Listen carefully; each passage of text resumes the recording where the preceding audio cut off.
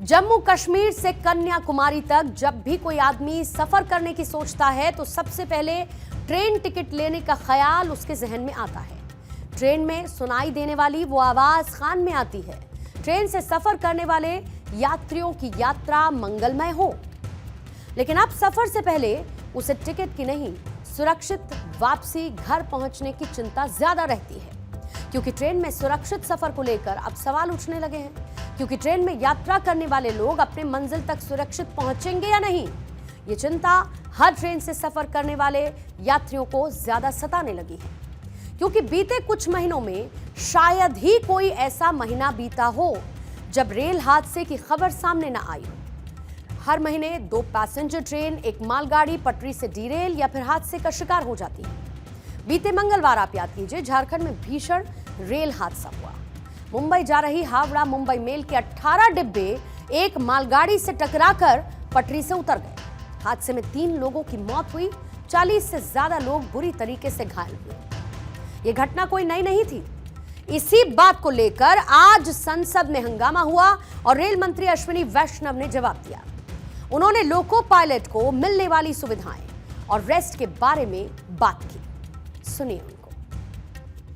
माननीय अध्यक्ष जी, loco pilot का कंप्लीट जो उनका तरीका होता है वो देश में रेलवे एक्ट के तहत बनाए गए जो रूल्स है, और वो रूल्स माननीय अध्यक्ष जी 2005 नोट करना भाई, 2005 में बनाए गए रूल्स के हिसाब से लोको पायलट का सारा कार्यकाल तय होता है माननीय अध्यक्ष जी। उसी के हिसाब से लोको पायलट की जो एवरेज टाइम और जो रेस्ट का टाइम होता है वो उसके हिसाब से डिफाइन होता है। मैं माननीय अध्यक्ष जी रिकॉर्ड पर रखना चाहूंगा, 2016 में 2005 और 2016 की नोट करें डेट्स, 2016 में इन रूल्स को अमेंड करके, इन रूल्स में बदलाव लाके लोको पायलट्स को और ज्यादा सुविधाएं दी गई।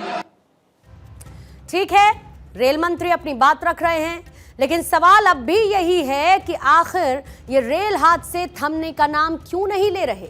जब हम एक तरफ बुलेट ट्रेन की बात करते हैं, तब साधारण रेलों की स्थिति भी इमरजेंसी ब्रेक लगा रही है।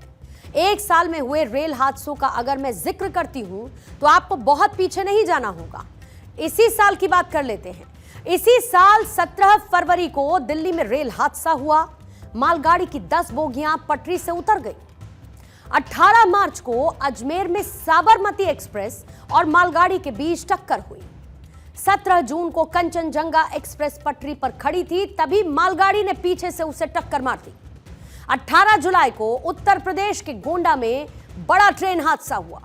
डिब्रूगढ़ एक्सप्रेस के 10 डिब्बे पटरी से उतर गए। 26 जुलाई को ओडिशा के भुवनेश्वर में मालगाड़ी पटरी से उतर गई। 27 जुलाई को महाराष्ट्र के पालघर में मालगाड़ी के 4 डिब्बे पटरी से उतर गए। 29 जुलाई को बिहार के समस्तीपुर में संपर्क क्रांति एक्सप्रेस का कपलिंग टूटने से ट्रेन 2 हिस्सों में बंट गई। 30 जुलाई को झारखंड के जमशेदपुर में हावड़ा मेल ट्रेन की 18 बोगियां डिरेल हो गई हैं। अब आप शायद यह भी सोच रहे होंगे कि क्या मैं इसमें साल लगाना भूल गई हूं। बिल्कुल नहीं, साल यही है जिस साल में हम और आप खड़े हैं, और ये इसी साल के ट्रेन हादसे हैं। पहले की तुलना में अब की अगर हम बात करेंगे तो 2022 में लगभग 5200 किलोमीटर नई पटरियां बिछाई गई।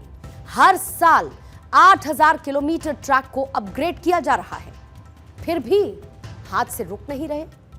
आपको पिछले 10 साल के आंकड़े दिखा देती हूं।